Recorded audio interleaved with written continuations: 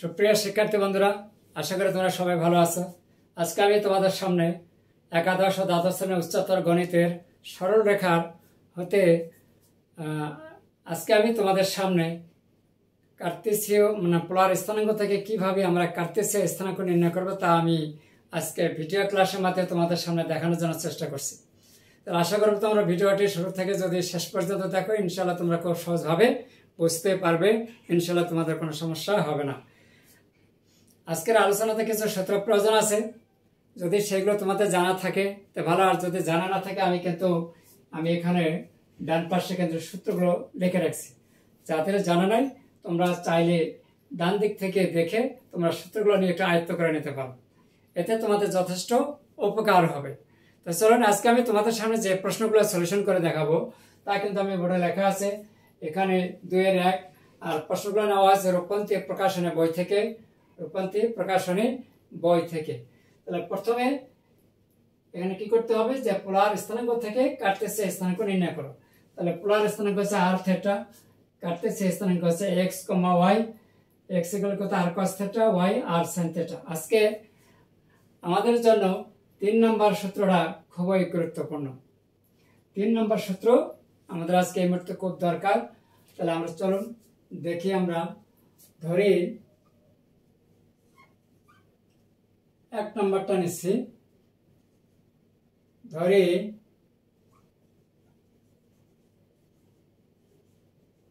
বিন্দুটি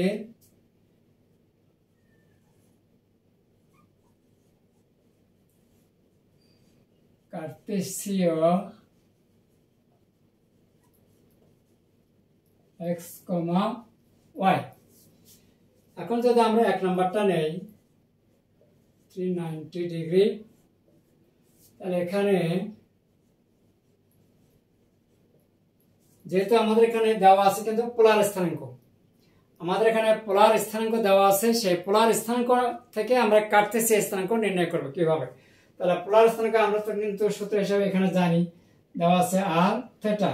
তাহলে আমাদের এখানে প্রথমে কি দেওয়া আছে 3, তাহলে এখানে 3 হচ্ছে r হচ্ছে 3, আর থিটা হচ্ছে 90 ডিগ্রি।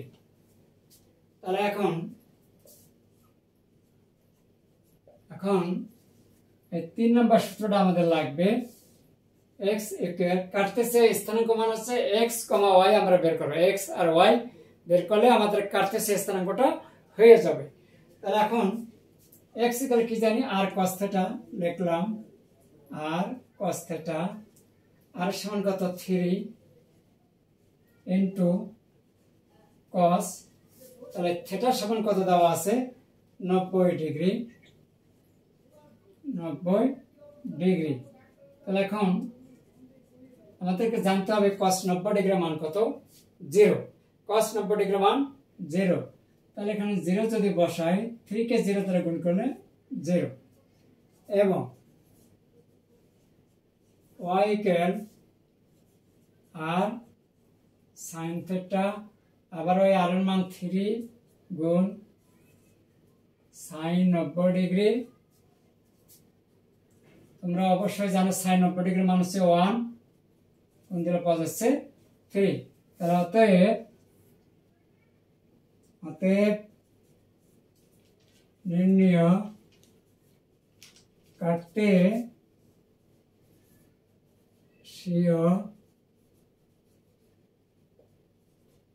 স্থানাঙ্ক 0,3। তাই যেখানে এই বিন্দু, আমাদের এখানে বিন্দুটা নেওয়া আছে এখানে, যেখানে তার হচ্ছে 0,3, এইটুকু হচ্ছে আনসার। আশা করি তোমরা বুঝতে পেরেছো।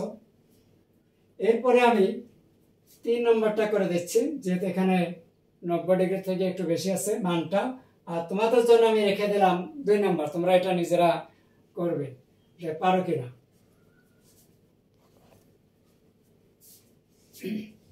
এরপরে 3 নম্বর দেখা দেব।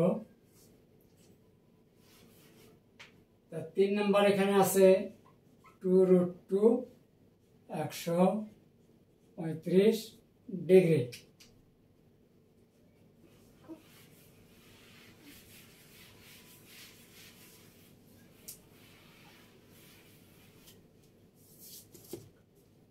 তাহলে এখন ধরি বিন্দুটার কাটতেছে স্থানাঙ্কটা এখানে ধরে নেওয়া আছে। তাহলে এখানে আর এর মান কত? 2√2 এবং y হচ্ছে 100 না theta, sorry theta equal 135 degree.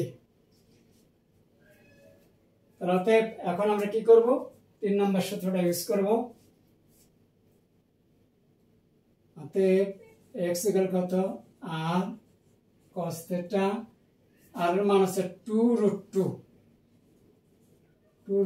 গুণ cos থেটার মান আছে 135 ডিগ্রি।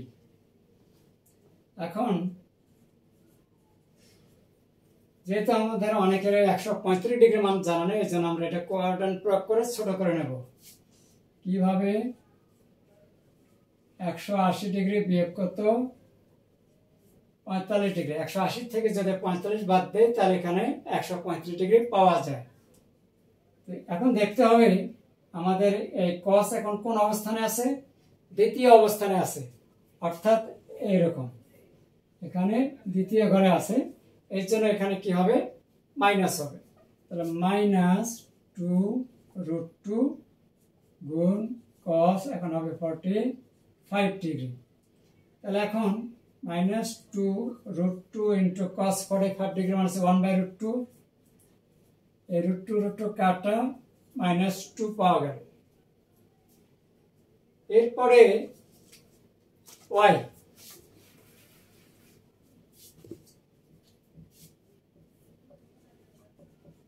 এবং y এর মান হবে y গেল r sin থেটা। তাহলে r এর মান এখানে আছে 2√2 গুণ sin 135 ডিগ্রি। তাহলে এখানে লেখা যায় 2 ইন্টু sin অফ 180 ডিগ্রি বিয়োগ 45 ডিগ্রি।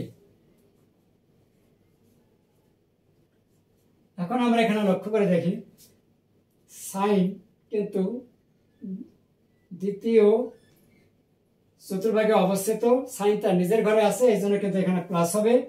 তাহলে এখানে লেখা যাবে sin 45 ডিগ্রি সমান সমান 2√2 গুণ sin 45 ডিগ্রি আছে 1/√2 কাটা সমান সমান হচ্ছে 2। এই হচ্ছে আমাদের y এর মান, x এর মান। এখন আমরা লিখে দেব নির্ণয় কাটতেছে স্থানাঙ্ক। অতএব উপরে লিখে দেই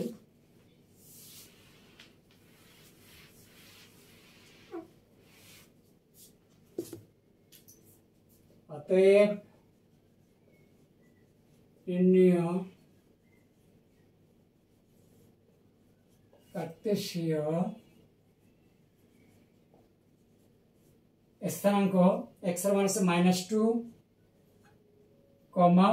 y এর মান হচ্ছে 2। এই ছিল আমাদের আনসার। আর তোমাদের জন্য আমি 2 নম্বরটা রেখে দিলাম, তোমরা এটা নিজেরা করার চেষ্টা করবে এই নিয়ম অনুসারে। যদি সত্যিকার যদি তোমরা বুঝে থাকো তাহলে অবশ্যই তোমরা 2 নম্বরটা করতে পারবে। আর কিভাবে করবে তা অবশ্যই কিন্তু আমাকে কমেন্টসের মাধ্যমে জানিয়ে দেবে।